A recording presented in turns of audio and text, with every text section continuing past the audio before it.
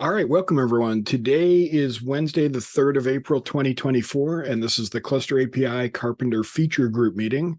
Cluster API is a sub-project to Kubernetes SIGs, and as such, we follow their meeting guidelines, which basically means please treat everyone as you expect to be treated, and please raise your hand if you'd like to be called on. Although there's only 3 of us, so not a big deal. Anyways, please add yourself to the attending list if you like. Marco, I'll probably add you since, we're close to each other in the org. I had one topic that I wanted to bring up, which I think is kind of the first technical challenge that I'm running into while kind of like putting together this prototype. And that is that in order to get the topology we want, which is, we could run Karpenter in the management cluster and have it be able to, control a workload cluster, we need to be able to split the client because it looks like Karpenter has 2 CRs of its own, a node pool and a node claim. And those are going to need to live in the same places like machine sets and machines and the cluster API resources. But it needs to also use a client to read the nodes and the pods from the cluster. So I've been doing a lot of research about building a multiplexing client. And it's been going pretty well. Like for the most part, I think I could do this, but I'm getting to a couple corner cases where the multiplexing part of the client is becoming more complicated. So it's causing me to look back at Karpenter's core code a little bit. And I think I'm not sure that we'll need the multiplexing client. We might be able to slice up like how we're making the controllers in Karpenter, but currently I'm trying to do the due diligence to make sure that none of the Karpenter uses of the client, like it seems like Karpenter has it very well isolated. So like this controller only tries to get these type of objects. This controller only tries to get those type of objects. So I think I can split it up the right way. But that's kind of where the technical challenges that I'm kind of like working through at the moment are. Otherwise though, it seems like I think once we get the controller working for the translation from the node claim to a machine object, I think that's where the real action is going to come down. But that's kind of what I'm working towards making. And once I have that part ready, I'll definitely I'll start sharing the repo.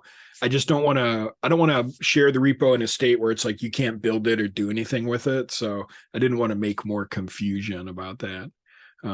But yeah, that's kind of where I'm at the moment. I don't know if either of you have questions or comments or things you wanted to bring up. Have we looked into the question of can you scope down which node claims and node pools Karpenter is going to look at? Because if we're running it in the management cluster, will you be able to have node claims that it'll be label selector based, that what it watches, or how does Karpenter work in that case? I haven't looked at the source. Because that may be an issue. Yeah, so as I understand it, it looks like Karpenter has different controllers for each one of these things, right? So when you create a node pool, and this is where it'll be a little freeform in Cluster API. Like you'll be able to specify labels in that node pool that then it should look for when it creates the objects, right? And so what we're going to need to specify on the other side is a way for the Cluster API objects to basically say, okay, when you make this type of node, or when you make a machine, it's going to have these labels and whatnot on it, right?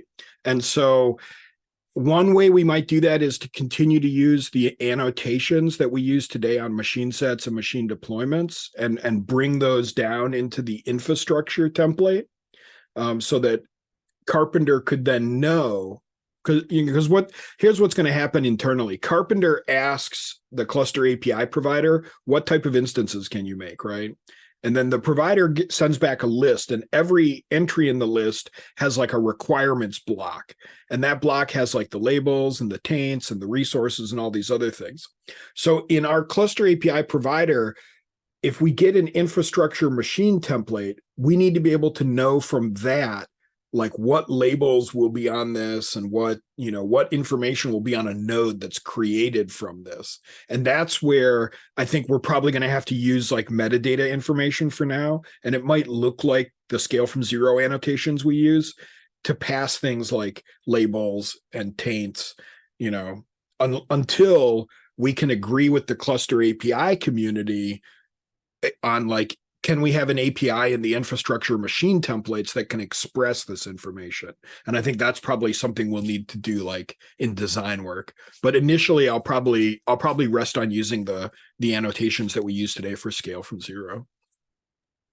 Oh, that part makes sense. I was talking more about can you run multiple carpenters in a management cluster like you do with cluster API?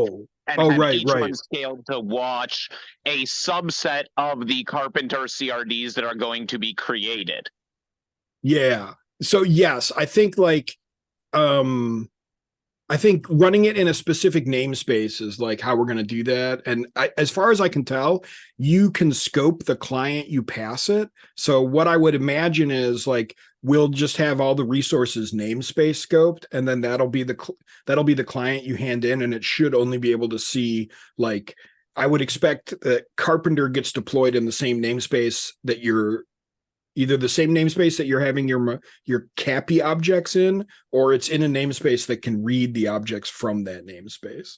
But so far what I can tell is we'll put as the initial that you can't have more than one cluster in a namespace. Right. Using Carpenter. Yeah. I've seen many times people do 15, 20 clusters in a single namespace, and it's perfectly fine to have that limitation. We just have to call that out very clearly in the whatever, when we get to something that is a limitation. Yeah, that's a great point. Because cluster autoscaler does it based off of labels and annotations, and then you can run 15 cluster autoscalers in the same namespace. Yeah. Each one targeting a specific cluster based off the cluster API labels. So like I'll have to look, this is a good point. I'll have to look in the Carpenter code a little bit, because Carpenter does have fields for like a cluster label in or like a field for cluster name. So maybe there's a way that you can get Carpenter to differentiate, but I think the default assumption is that Carpenter does a one-to-one kind of thing. And so like it just assumes that any node claim it finds is what it's looking for. So I don't know if we can discriminate based off the labels. I'll definitely look into that though, because that's a great question.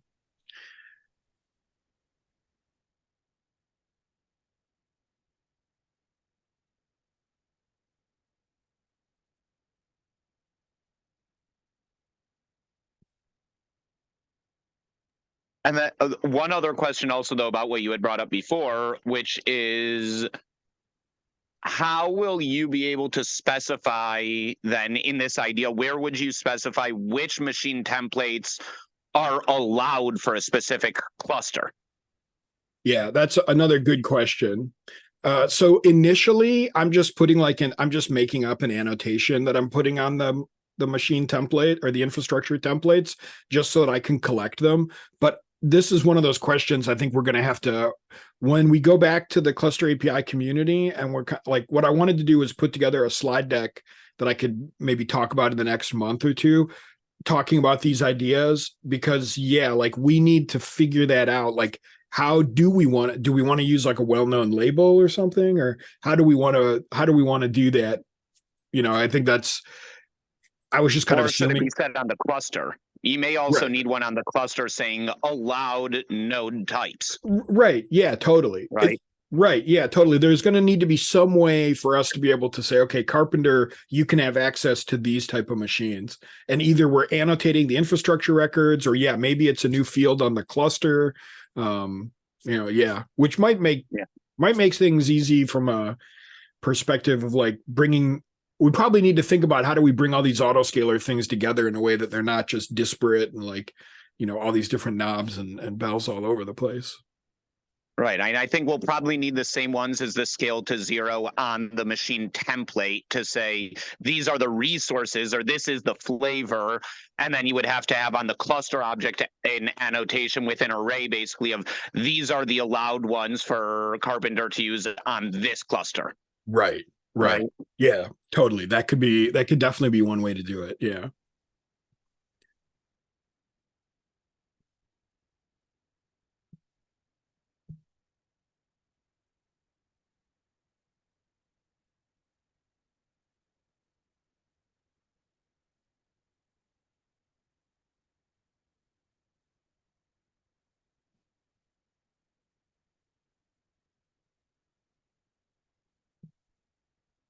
Okay.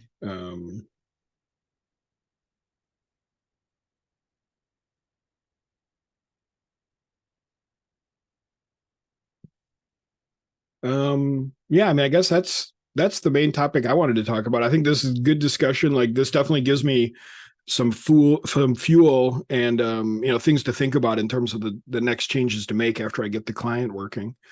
So thanks for the discussion, Scott. Um, any other questions, comments, other topics? Okay, well, maybe we'll take 15 minutes back here and I'll go get some lunch or something. All Coffee is great. right, cool. All right, well, thanks for coming out, guys. And yeah, I guess I'll see you next week or something. Thanks you. See ya. Bye.